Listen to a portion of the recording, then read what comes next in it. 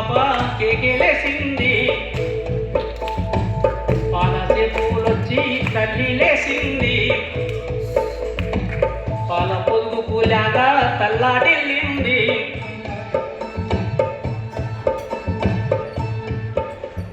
పల్లె చుట్టూ సూర్యుని ప్రదక్షిణ చేసినది,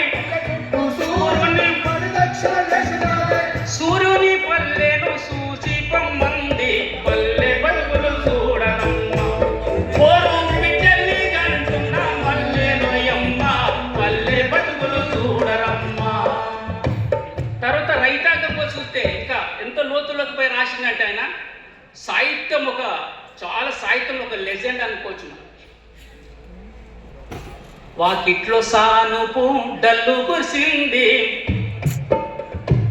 వాకిట్లో సానుపు డల్లు కురిసింది, ముంగిట్లో ముత్యాల ముగ్గు మలిసింది,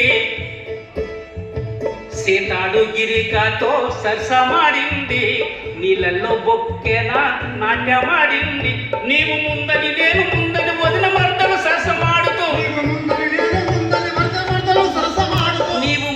నేను ముందని వదిన మర్దలు సరసమాడుతూ, పాతల గంగమ్మను పట్టి పైకి తెచ్చిరంట, పల్లె బతుకులు చూడరమ్మ, ఓరు బిడ్డల్ని కంటున్న మల్లెలోయమ్మ. అట్లనే రైతు జీవితం తీసుకున్నాడు.